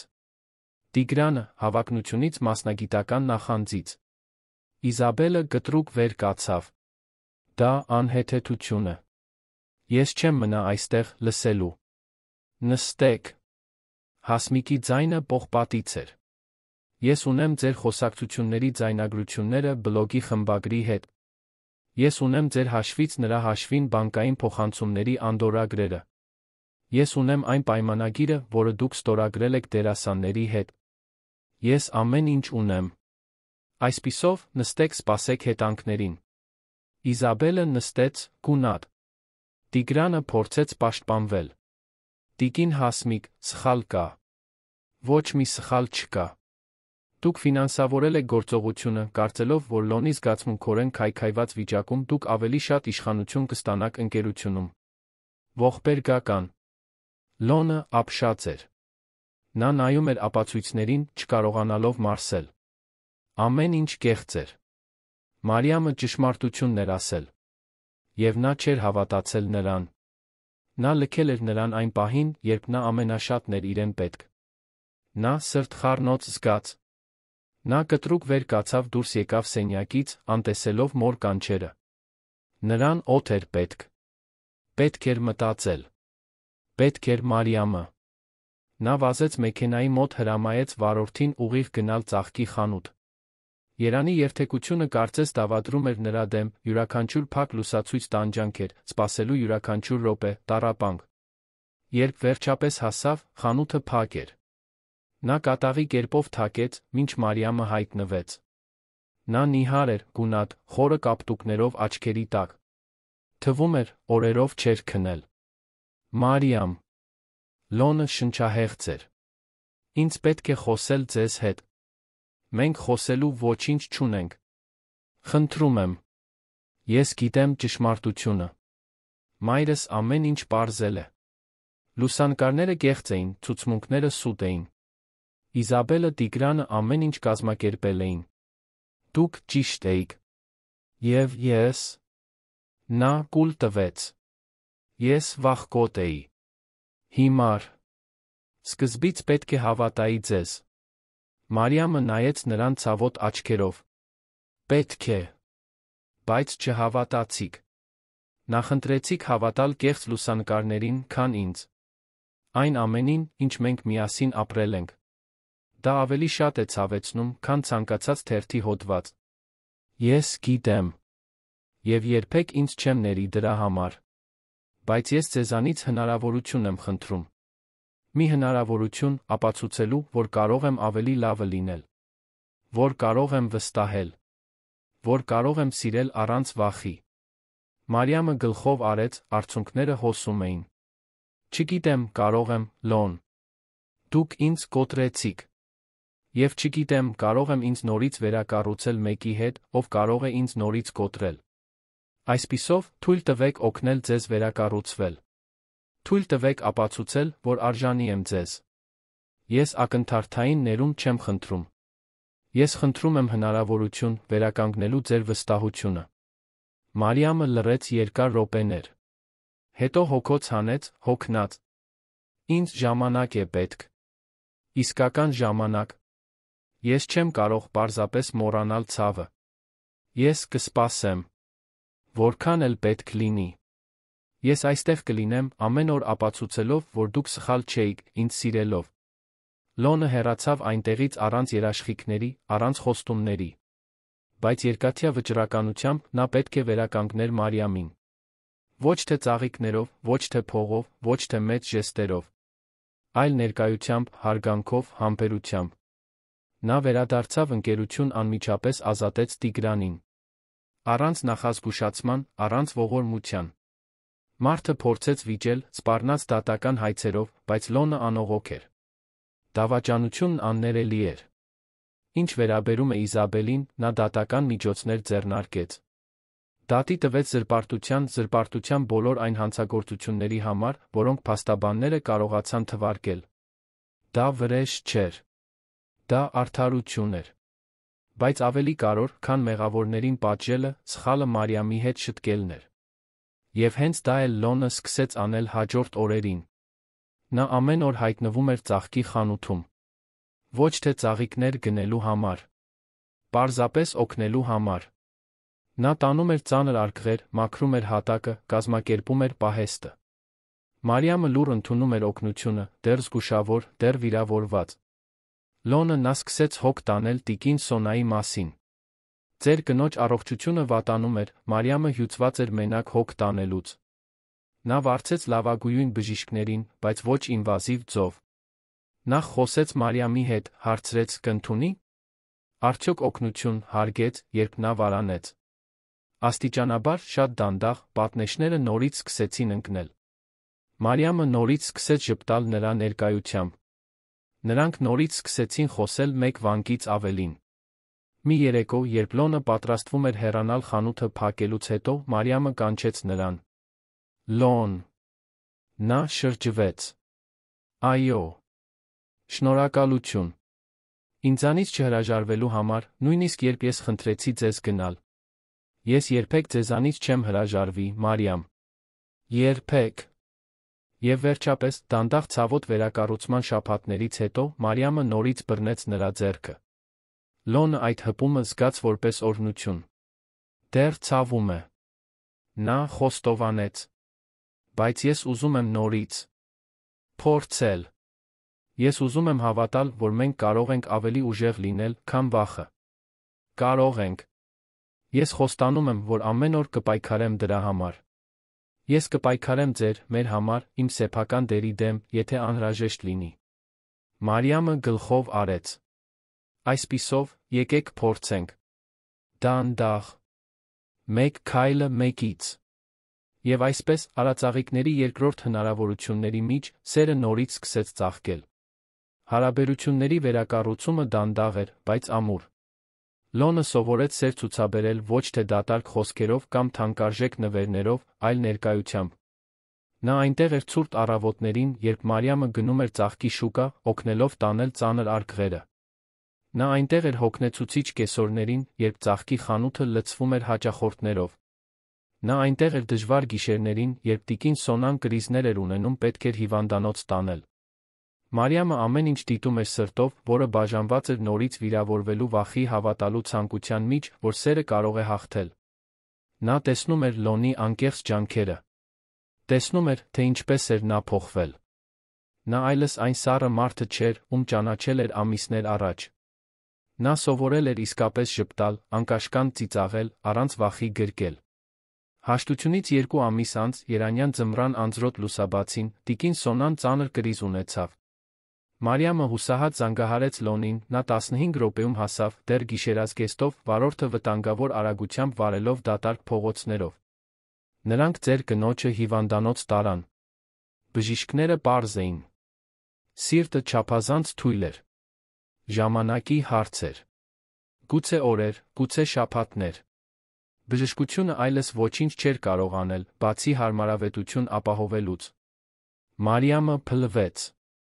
Տիկին Սոնան այն ամենն էր, ինչ նա ուներ։ Մայր, տատիկ, ընկեր, ուսուցիչ։ Նրան կորցնելու միտքը անտանելի էր։ Լոնը Մարիամին գրկեց, մինչ նա լացում էր հիվանդանոցի սառը միջանցքում։ Նա դատարկ մխիթարական խոսքեր չասաց, ինչպես ամեն ինչ լավ կլինի կամ նա կապաքինվի։ Նա պարզապես գրկեց, թույլ տվեց, որ նա թրջի իր շապիկը արցունքներով, նուրբ շոյեց նրա մազերը։ Ես կմնամ ձեզ հետ։ Որքան էլ ժամանակ պահանջվի, ես այստեղ կլինեմ։ Դուք մենակ չեք։ Եվ նա կատարեց։ Հաջորդ օրերն անցկացրեց հիվանդանոցում։ Նա վարձեց լավագույն բժիշկներին ոչ թե տիկին Սոնային փրկելու համար, քանի որ գիտեր, որ փրկություն չկա, այլ ապահովելու համար, որ նա չտառապի։ Որ նա արժանապատվություն ունենա։ Որ խաղաղ հեռանա, երբ ժամանակը գա։ Տիկին Սոնան գիտակից էր ժամանակի մեծ մասը։ Խոսում էր Մարիամի հետ հին հիշողությունների, ծաղկի խանութի, կյանքի մասին։ Եվ միշտ խնդրում էր Լոնին մոտենալ։ Տղաս, արի այստեղ։ Լոնը նստում էր մահճակալի կողքին, բռնած նրա կնճռոտ ձեռքը։ Հոգ տուր իմ աղջկան, երբ ես գնամ։ Նա ուժեղ է, բայց ձեզ պետք կլինի։ Ես նրան կպաշտպանեմ իմ կյանքով, տիկին Սոնա։ Խոստանում եմ։ Իսկ ձեր այդ տրավման։ Արդեն բուժվել եք։ Լոնը նայեց Մարիամին, ով կծկված քնած էր հիվանդանոցի անհարմար աթոռին։ Ես բուժվում եմ։ Նա ինձ սովորեցրեց, որ սերը կատարյալ չէ, բայց իսկական է։ Եվ որ դա արժե ռիսկին։ Տիկին Սոնան թույլ ժպտաց։ Լավ պատասխան։ Դուք համապատասխանում եք։ Հաստատված է։ Մի հինգշաբթի առավոտյան, երբ առը սկսում էր երկինքը նարնջագույն ներկել, տիկին Սոնան միասին կանչեց Մարիամին Լոնին։ Ես ուզում եմ, որ դուք մի բան խոստանաք։ Ամեն ինչ, տատիկ։ Մարիամը բռնած էր մի ձեռքը, Լոնը մյուսը։ Խոստացեք, որ կսիրեք իրար առանց վախի, որ միասին կյանք կկառուցեք, որ իմ ծաղկի խանութը կլցնեք աղմկոտ երջանիկ երեխաներով։ Մարիամը լացում էր։ Ես խոստանում եմ։ Լոնը սեղմեց փխրուն ձեռքը։ Ես էլ եմ խոստանում։ Տիկին Սոնան փակեց աչքերը, բավարարված։ Այսպիսով, ես կարող եմ հանգիստ հանգչել։ Նա հեռացավ այդ կեսօրին, մայրամուտը երկինքը վարդագույն ոսկեգույն ներկելիս։ Նա հանգիստ հեռացավ, առանց ցավի, իր սիրելի թոռնուհին բռնած իր ձեռքը այն տղամարդը, ում նա սովորել էր իսկապես սիրել, իր կողքին։ Հուղարկավորությունը պարզ էր, ինչպես տիկին Սոնան կցանկանար։ Ծաղիկների բույր կար, շատ լաց, շատ պատմություններ։ Բոլոր հարանները եկան, յուրաքանչյուրը ծաղկավաճառի մասին մի ջերմ հիշողությամբ, ով տասնամյակներ շարունակ սպասարկել էր համայնքին։ Լոնը դիտում էր այդ ամենը, տեսնելով իրական ժառանգությունը, որը մարդը կարող էր թողնել։ Դա փող չէր, դա համբավ չէր։ Դա անկեղծ սեր էր, դրոշմված տասնյակ մարդկանց հիշողության մեջ։ Հաջորդող օրերին Մարիամը կորած էր։ Տունը դատարկ էր թվում առանց տատիկի ներկայության։ Ծաղկի խանութը, որը նախկինում լի էր կյանքով, այժմ պարզապես տխուր տարածք էր թվում։ Լոնը ներկա էր յուրաքանչյուր րոպե։ Ապուր էր պատրաստում, երբ նա մոռանում էր ուտել։ Գրկում էր նրան, երբ արցունքները գալիս էին գիշերը։ Պարզապես մնում էր այնտեղ, լուռ ամուր, ինչպես ժայռ։ Մահվանից մեկ շաբաթ անց Մարիամը վերջապես խոսեց իր զգացմունքների մասին։ Մենք փոքրիկ տան հյուրասենյակում էինք, շրջապատված հին լուսանկարներով։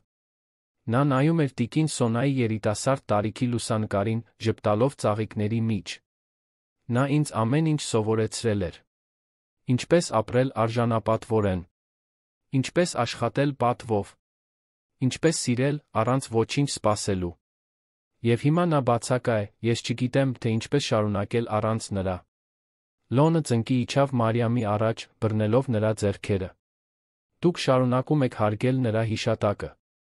Ապրելով այնպես, ինչպես նա ձեզ սովորեցրել է։ Սիրելով, ինչպես նա էր սիրում։ Եվ թույլ տալով, որ ձեզ սիրող մարդիկ օգնեն ձեզ գրել բեռը։ Մարիամը նայեց նրան կարմիր աչքերով։ Դուք ինձ սիրում եք։ Իսկապես։ Իսկապես։ Ավելի շատ, քան կարծում էի, որ կարող եմ որևէ մեկին սիրել։ Դուք ինձ նորից ապրել սովորեցրիք, Մարիամ։ Ինձ սովորեցրիք, որ սերը թուլություն չէ։ Դա ամենաուժեղ բանն է, որ գոյություն ունի։ Ես էլ եմ ձեզ սիրում։ Նույնիսկ երբ ցավում է։ Նույնիսկ երբ վախենում եմ։ Ես սիրում եմ ձեզ։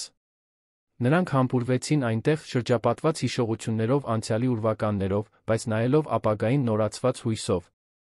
Երկու շաբաթ անց Լոնը մի բան արեց, որը զարմացրեց բոլորին։ Նա մամուլի ասուլիս հրավիրեց։ Լրագրողները զանգվածաբար ներկա էին, սպասելով ինչ-որ կորպորատիվ հայտարարության։ Բայց այն, ինչ նրանք տեսան, բոլորովին այլ էր։ Լոնը բեմ բարձրացավ, կողքին Մարիամը։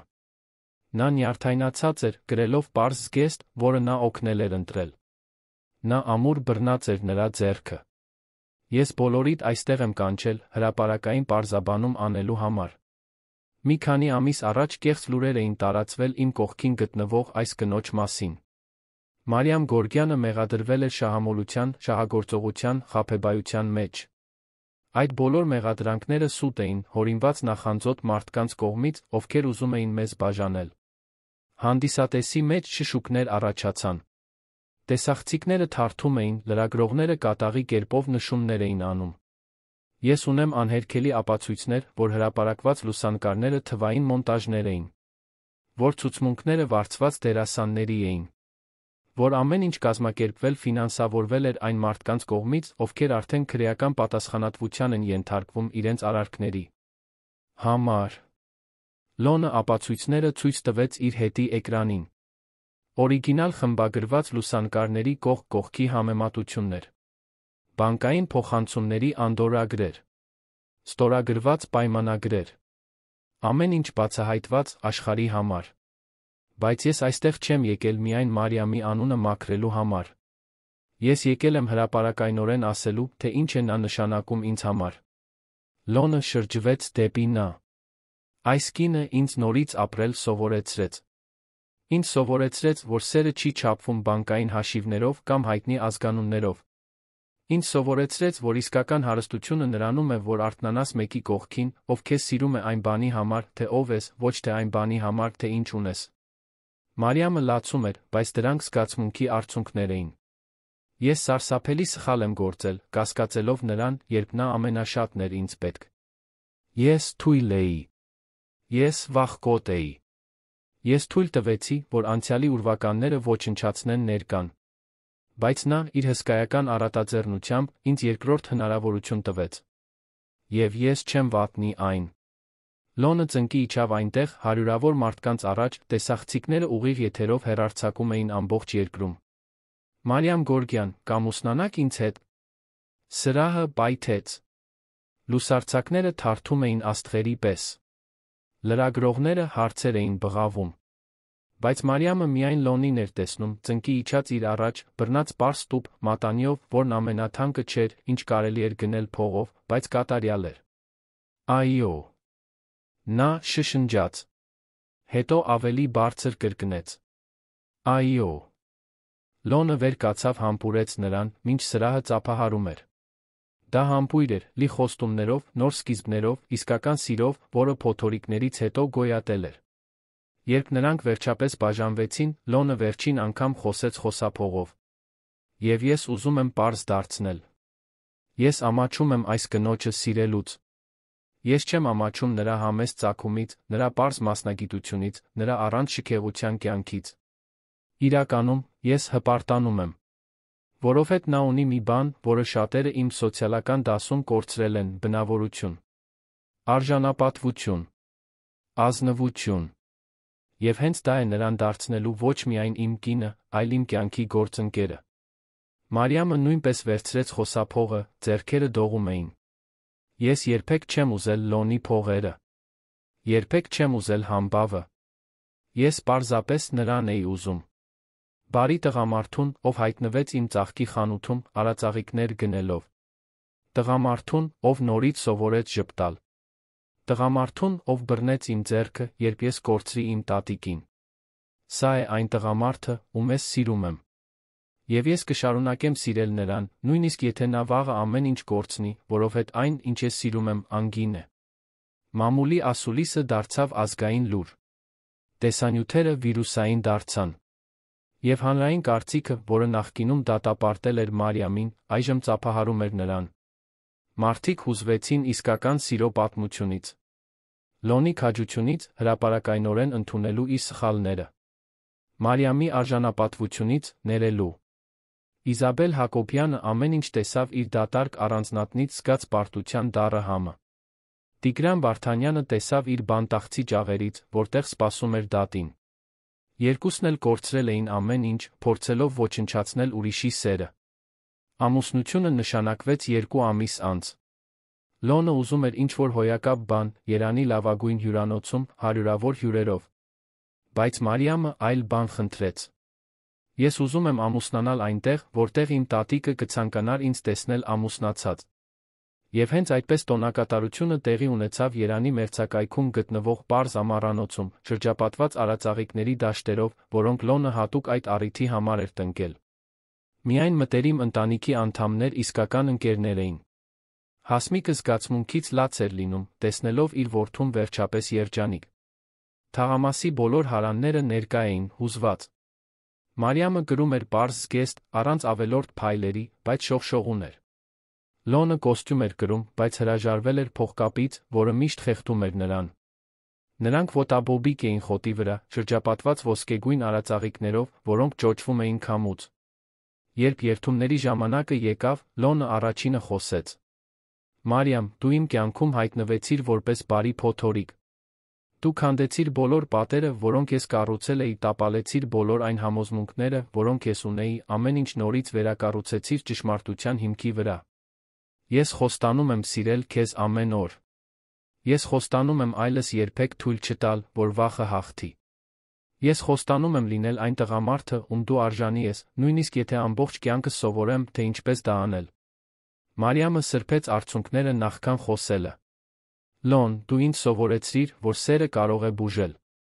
որ մարդիկ կարող են փոխվել, որ երկրորդ հնարավորություններն արժեն։ Ես խոստանում եմ քո կողքին լինել ոչ միայն հեշտ օրերին, այլ հատկապես դժվար օրերին։ Ես խոստանում եմ քեզ հիշեցնել, թե ով ես դու իրականում, երբ մոռանաս։ Ես խոստանում եմ քեզ հետ սիրով լի տուն կառուցել։ Նրանք փոխանակեցին պարզ ոսկե մատանիներ։ Նրանք ամրապնդեցին ամուսնությունը համբույրով երանի կապույտ երկնքի տակ։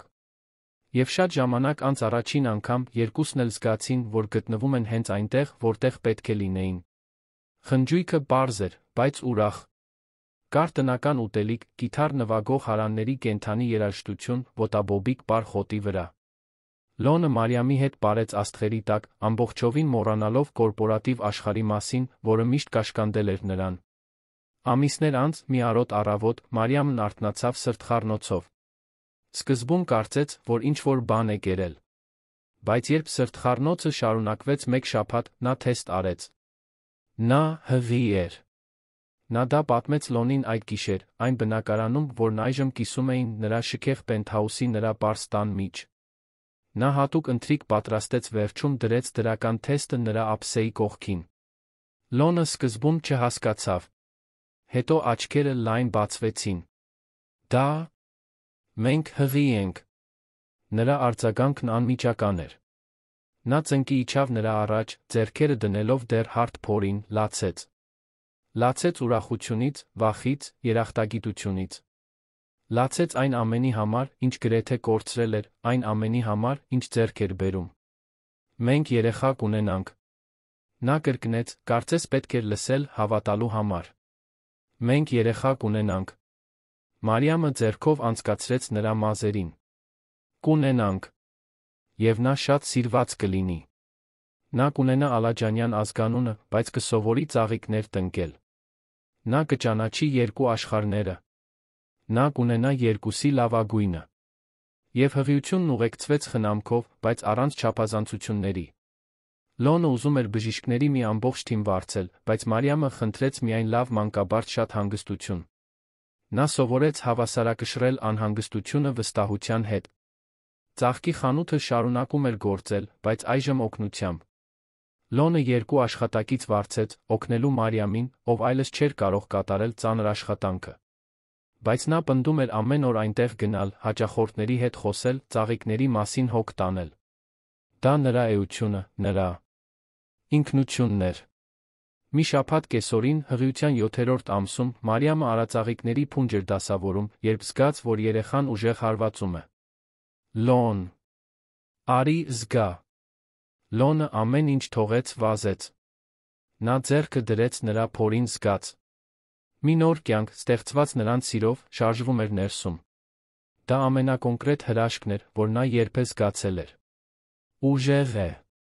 Համառ կլինի, ինչպես մայրը։ Կամ համառ, ինչպես հայրը։ Նրանք միասին ծիծաղեցին, երջանիկ, ամբողջական։ Երեխան ծնվեց գարնանային մի առավոտ։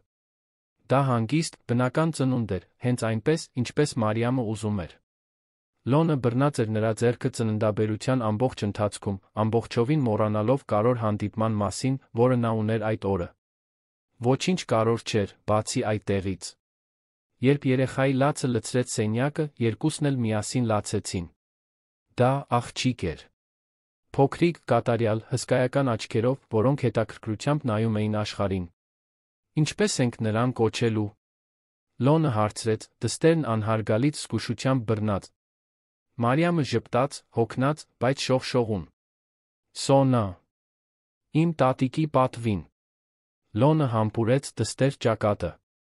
Սոնա Ալաջանյան։ Կատարյալ։ Աղջիկը մեծացավ սիրով շրջապատված։ Սովորեց քայլել արածաղիկների միջ։ Սովորեց հաշվել, օգտագործելով ծաղկաթերթիկներ։ Սովորեց բիզնեսի մասին, լսելով հորը աշխատելիս։ Սովորեց արժանապատվության մասին, տեսնելով մորը բոլորի հետ հարգանքով վերաբերվելիս, հարուստ թե աղքատ։ Լոնը ամբողջովին փոխվեց։ Նա կրճատեց իր աշխատանքային ժամերը։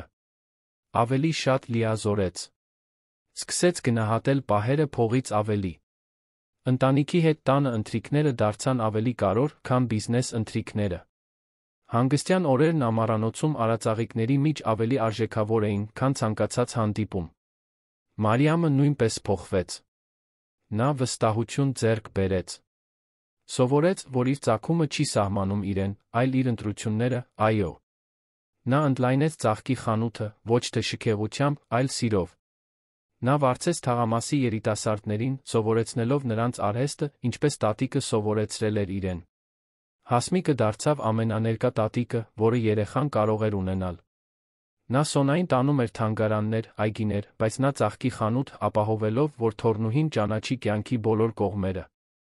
Տարիներ անց, մի սովորական կեսօր, Լոնը Մարիամը ծաղկի խանութում էին։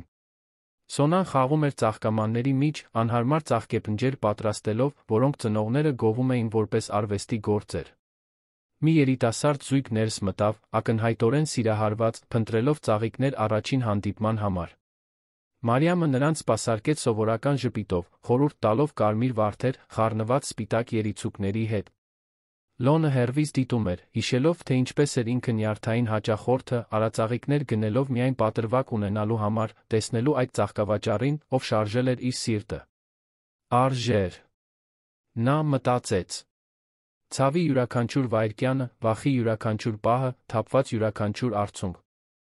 Ամեն ինչ արժեր այստեղ հասնելու համար։ Մարիամը նայեց նրան, կարծես կարդում էր նրա մտքերը։ Ժպտաց։ Լոնը ժպտաց ի պատասխան։ Եվ այդ ժպիտում էր ամբողջ ճանապարհը, անհավանական հանդիպումը, աճած սերը, բաժանման ցավը, հաշտության ուրախությունը, միասին կյանքի կառուցումը։ Սոնան վազեց նրանց մոտ, ձեռքին արածաղիկ։ Հայրիկ, մայրիկ, տեսեք։ Ես ձեզ համար ամենագեղեցիկ ծաղիկն եմ վերցրել։ Լոնը դստերն իր գիրկը վերցրեց, մինչ Մարիամը բռնած էր արածաղիկը։ Երեքը մնացին այնտեղ, գրկախառնված ծաղիկների մեջ, կատարյալ ընտանիք, կառուցված իսկական սիրո հիմքի վրա։ Եվ այսպես ավարտվեց մի մարդու պատմությունը, ով ուներ ամեն ինչ, բայց ապրում էր դատարկ, մի կնոջ, ով ոչինչ չուներ, բայց հարուստ էր սիրով։ Միասին նրանք գտան կատարյալ հավասարակշռություն երկու աշխարհների մեջ։ Նրանք ապացուցեցին, որ սերը չի ճանաչում սոցիալական դաս, չի վախենում տարբերություններից, չի հանձնվում նախապաշարմունքներին։ Սերը պարզապես տեղի է ունենում։ Ծաղկում է։ Եվ երբ իսկական է, տում է հավերժ։ Պատմության ավարտը։ Սիրելի ունկնդիրներ, հուսով ենք, որ Լոնի Մարիամի պատմությունը դիպել է ձեր սրտին։ Եթե դուք հուզվեցիք սիրո հաղթահարման երկրորդ հնարավորությունների այս ճանապարհով, դրեք լայք, բաժանորդագրվեք ալիքին մեկնաբանություններում պատմեք, թե ինչն է ձեզ ամենաշատը տպավորել։ Արդյոք Մարիամի քաջությունն էր ներելու։ Արդյոք Լոնի փոխակերպումն էր։ Արդյոք տիկին Սոնայի ուժն էր։ Ամեն օր մենք բերում ենք այսպիսի ինտենսիվ պատմություններ, որոնք բացահայտում են մարդկային հոգու ամենախորը կողմերը, որոնք ցույց են տալիս, որ իսկական սերը կարող է հաղթահարել ցանկացած խոչընդոտ։ Սպասում ենք ձեզ հաջորդ դրվագում, մեկ պատմությամբ, որը կշարժի ձեր զգացմունքները, կստիպի ձեզ հավատալ, որ սերը միշտ հաղթում է։